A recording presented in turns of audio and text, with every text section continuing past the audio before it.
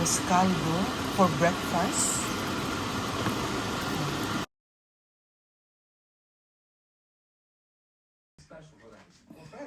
Ano, kakain na tayo? Oo. Dagdagan natin na chicharon. May chicharon pa. Dagdagan natin na chicharon.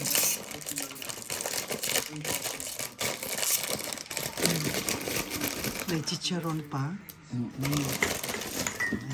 Kailangan muna nating Ano? i-mix dahil para yung luya, Yung mga bawang, sisig. sibuyas, Oh, masip-sip noong ng manok. ng manok, tama, chicken wings at saka glutinous rice. Para mag-absorb lahat yung mga flavoring. Yeah. Tapos nilagyan ko na siya ng Anong ah, sunflower. Ang dami naman ng Hindi, sunflower pakita mo mo. lang yan. Yan. Ayan, sunflower. sunflower. Okay. Sa Tagalog, iyan ay kasubha. Kasubha ba yan? O, kasubha. Pampakulay ng ating arroz caldo. Ano yung ginamit mo dyan na rice? Rice, malagkit, glutinous rice. Tapos, kapag ganyan na siya, na-absorb na niya, Ano yun?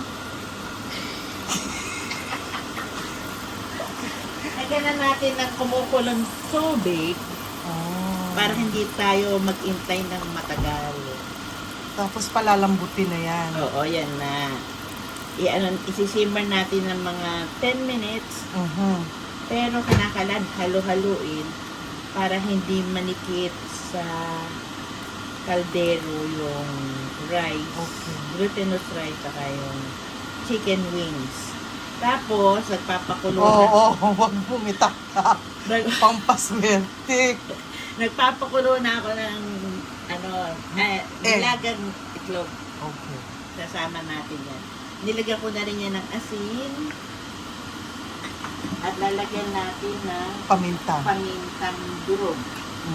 Okay. Durog. Ito ay galing sa Costco. Costco. Costco. Huwag mong kalimutan mag-sponsor Costco ng paminta durog. Ganyan ang pagluluto ng arroz caldo. Luin natin para hindi dumikit sa kaldero yung glutinous rice at chicken Yung wings. sa gilid. Para Tatakloban muna natin. Hayaan mo natin ng mga 5 minutes or 10 minutes. okay.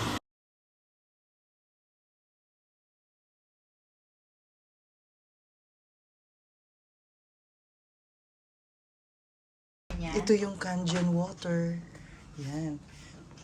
Ganito pag nag-on ng Kangen water. On. Yan. Switch on. Kangen water 9.5.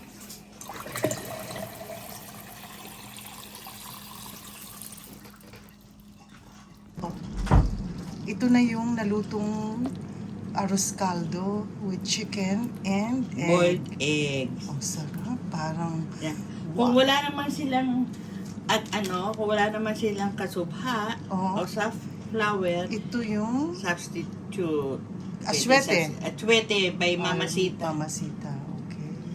Grounded na yan. So yun ang ilalagay. Oo, yan. Kung So wala kaya namang kasubha. naging parang yellow yan. Yan. Tapos dinagdagan ko na rin yan ng leeks. May nilagay ka pang leeks. Leeks. At saka kaunting asin, pantimpla. Depende sa gusto nyong timpla kung dagdagan nyo ng maalat, asin. Okay. Yun lang. Okay. Please like, subscribe, Subscribe and follow our vlog. Salamat.